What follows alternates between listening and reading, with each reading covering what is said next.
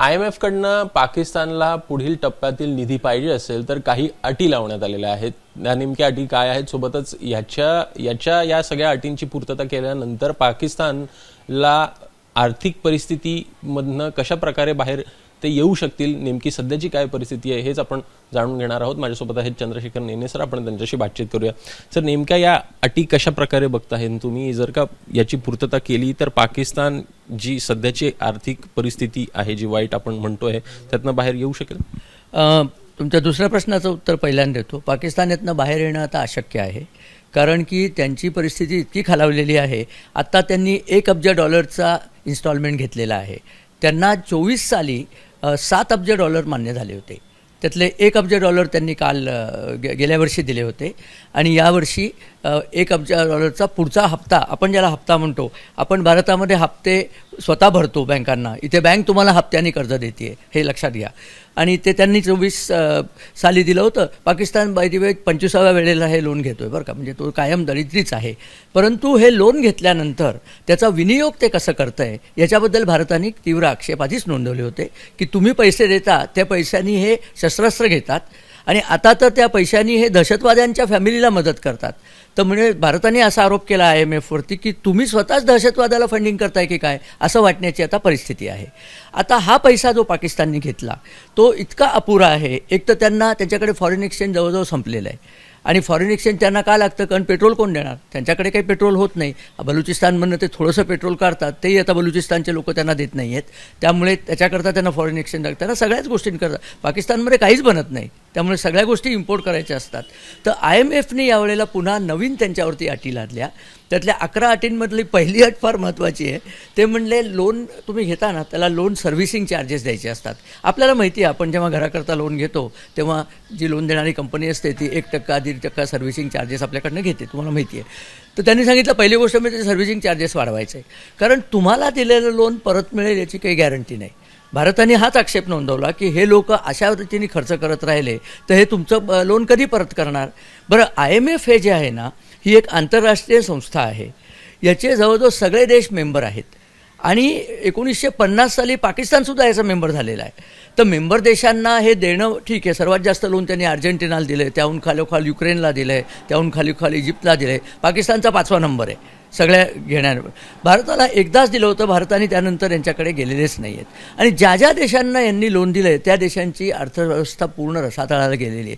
चीन नाही, पाकिस्तानला दिलं आहे, श्रीलंकेला दिलं आहे, या सगळ्या बांगलादेशला दिलं आहे. ते सगळेजण बुडीत खाती चाललेले आहेत. तर भारताने सांगितलं हा पब्लिकचा पैसा आहे, हा असा देऊ नये तुम्ही.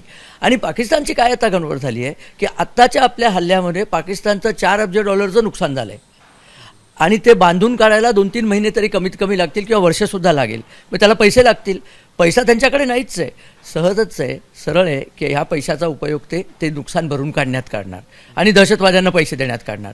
तर याकरता भारताचा आक्षेप आहे. मग IMFने काय केलं, बरं नुसता भारताचा आक्षेप नाही, अमेरिकन जनतासुद्धा आता अमेरिकन सरकारच्या विरुद्धात आलेली आहे. कारण IMF म्हणजे काय माहिती आहे का, या सगळ्या देशांचे शेअर्स आहेत आणि ज्यांचे शेअर जास्त, म्हणजे ज्यांनी त्यात जास्त पैसे गुंतवलेत त्यांना जास्ती राईट्स मिळतात. IMFला एक गव्हर्नर असतो, एक अल्टरनेट गव्हर्नर असतो. प्रेसिडेंट एक क्रिस्टिना जॉर्जिएव्हा म्हणून प्रेसिडेंट आहे त्यांची, त्या प्रेसिडेंट म्हणूया तिला आपण IMFची. परंतु ह्या सगळ्यांनी पैसे कोणाला द्यावे, कोणाला देऊ नये याचा डिसिजन एक कमिटी घेतं आणि त्या बोर्ड ऑफ गव्हर्नरची जी कमिटी आहे त्या कमिटीपुढे भारताने आपलं म्हणणं मांडलेलं आहे. आता पाकिस्तानच्या डिफेन्स बजेटमध्ये, म्हणजे त्यांचं जे संरक्षणाचं बजेट आहे त्याच्यात 12% वाढ आत्ताच झालेली आहे. जवळजवळ $2,40,00,00,000 एवढे $2,00,00,000 हे त्यांनी डिफेन्स बजेटमध्ये घातलेले आहेत. आणणार कुठनं हे पैसे नाहीच आहेत. मग IMF काय सांगतं, त्यांची एक कंडिशन अशी आहे की ॲग्रिकल्चरल इन्कम वगैरेवरती तुम्ही तुमचे नियम बदला आणि टॅक्स लावा आणि टॅक्स तुम्हाला मिळाले याच्याकरता एक यंत्रणा उभी करा, म्हणजे आम्हाला कळलं पाहिजे तुम्ही जे टॅक्स लावले ते तुमच्या सरकारपर्यंत पोचलेत की नाही. ही त्यांची आणखीन एक अट आहे. दुसरी अट आहे, तुम्ही 3 वर्ष जुन्या कार इम्पोर्ट करण्याला जे रेस्ट्रिक्शन घातलं आहे ते रेस्ट्रिक्शन काढा, म्हणजे आमच्या देशांचा माल तुमच्याकडे विकला गेला पाहिजे. हे सगळं करूनसुद्धा IMFलाही पुरतं माहिती आहे की पाकिस्तान हे कर्ज परत करणार नाही. आजच पाकिस्तानवरती $228 अब्ज एकूण कर्ज आहे. त्यातलं IMFचं जवळजवळ $140 अब्ज कर्ज आहे.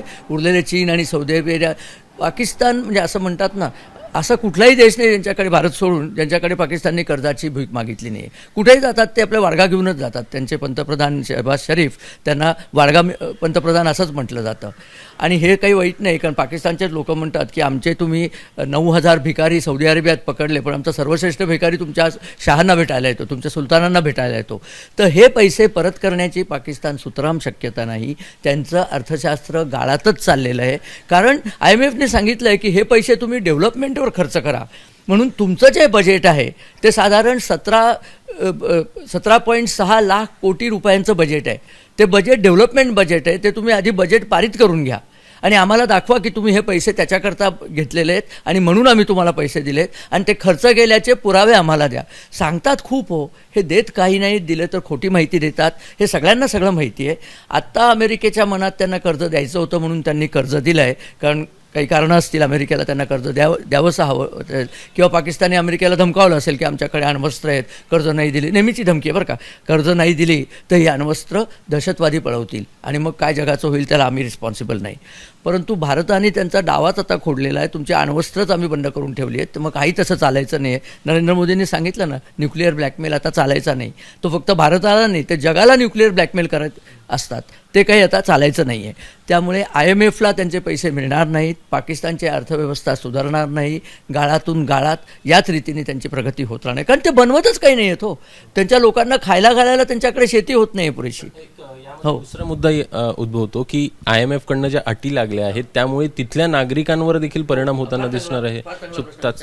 त्या अटींमध्ये एक आहे की तुम्ही विजेची जी बिलं लावता ती सगळी वसूल करा. एक उदाहरण सांगतो तुम्हाला. पाकिस्तानमध्ये वीज आली तर कोणीच ते बिल त्यांचं देत नाही आणि सगळे आकडा लावून म्हणजे वरती तो तारेवरती आकडा टाकून वीज पळवतात वगैरे, भयंकर चालू आहे.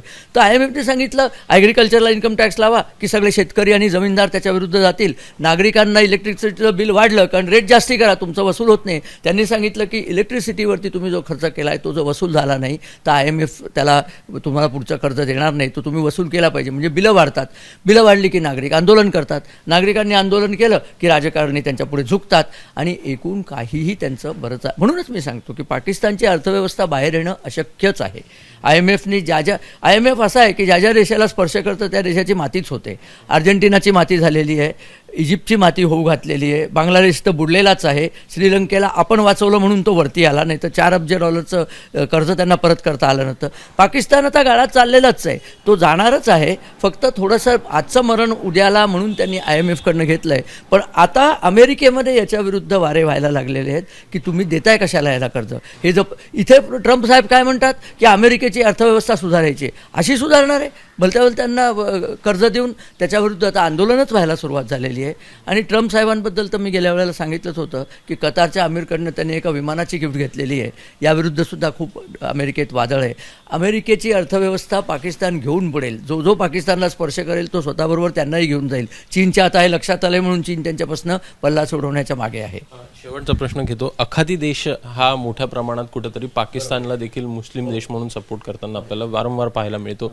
आर्थिक बाबतींमध्ये कशा प्रकारे आखाती देशांकडनं पाकिस्तानला मदत होते आहे? आखाती देशांमध्ये सर्वात मोठा धनको म्हणजे सौदी अरेबिया. सौदी अरेबियाने पाकिस्तानला $6 अब्ज मदत पाकिस्तानने अगदी हातापाया पडून भीक मागितली म्हणून दिली. पण अट काय घातली होती, हे खर्च करायचे नाही. तुमची पत चांगली आहे दाखवायला तुम्हाला बँकेत ठेवायला हे पैसे दिलेले आहेत. म्हणजे काय की घरामध्ये दाणे आहेत पण जेवायला बाहेर भीक मागायची, अशी साधारण योजना चालली होती. परंतु आता त्यांना चिंता पडली आहे की हे पैसे तरी ते परत करतात का. म्हणून परवा सौदी अरेबियाचे परराष्ट्र मंत्री जे पाकिस्तानच्या भेटीला आले होते की युद्ध थांबवा, तुम्ही बुडलात तर आमचे पैसे बुडवाल. अशी गंमत आहे सगळी की पाकिस्तानने आता ते पण शस्त्र काढलं आहे की मी बुडलो तर तुमचे पैसे बुडतील म्हणून मला वाचवा. पण सौदी अरेबिया त्यांना एकही पैसा द्यायला तयार नाही आहे. एमिरेट्स तर त्यांना येऊच देत नाही हल्ली. एमिरेट्स सांगितलं पैसे द्यायचे नाही तुम्हाला. कुठलाही धनको आखाती देश त्यांना आता पैसे देत नाही आहे. इस्लामी सगळं ठीक आहे पण भिकाऱ्यांना कोणी पैसे देणार नाही. आणि ह्याचा आता फार विचित्र परिणाम पाकिस्तानला होतो आहे. म्हणून पाकिस्तान तुर्कस्तानकडे गेला. अहो तो देश स्वतःच भिकारी आहे. 2 भिकारी एकत्र आले तर एक सुपर भिकारी तयार होतो. त्यातनं श्रीमंती येत नाही. तुर्कस्ताननी यांना एकही पैसा दिलेला नाही आहे, तो देऊ शकत नाही आहे आणि त्याच्याकडे पैसेही नाही आहेत. आणि सौदी अरेबियाच्या तो विरुद्धात आहे. त्यामुळे पाकिस्तान जेवढा तुर्कस्तानच्या जवळ जाईल तेवढा सौदी अरेबिया त्यांना दूर ढकलेल आणि त्यांना तिकडनं तिकडनंही मदत मिळणं जवळजवळ अशक्यच दिसतंय. यावेळेला तर हजमध्ये यायलासुद्धा त्यांनी पाकिस्तानवरती बंदी घातली. एक्स अमाऊंट लोकांना परमिशन द्यायचे, त्याच्या 1/3 लोकांना सुद्धा परमिशन दिली नाही. ते म्हणतात तुम्ही हजला येता आणि ते भीक मागायला लागता, तुम्ही परतच जात नाही. अशी ज्या देशाची रेप्युटेशन आहे त्याला कोण कर्ज देणार आता? अमेरिकेने तरी का कर्ज दिलं आहे अमेरिकात जाणो, पण अमेरिकेतल्या नागरिकांनाही कळलं आहे की हे कर्ज त्याला देणं योग्य नाही. कारण अशा कुठल्याही भीक मागणाऱ्याला तुम्ही भीक घालत नाही की जो भिकेचे पैसे घेऊन काठी आणून तुम्हालाच मारायला येतो. धन्यवाद सर बातचीत केल्याबद्दल. तर एकूण सध्याची जर का आर्थिक परिस्थिती पाहायची तर ती पाकिस्तानची कुठेतरी आपल्याला बिकट पाहायला मिळते आणि त्यामुळे भारताच्या देखील अडचणी जरी वाढणार नसल्या तरी काहीशी खबरदारी जी आहे ती भारताला देखील घ्यावी लागताना आपल्याला पाहायला मिळेल. कॅमेरामॅन अजित शिवतरकरचा अभिषेक म्हराळ, एबीपी माझा, मुंबई. एबीपी माझा, उघडा डोळे बघा नीट.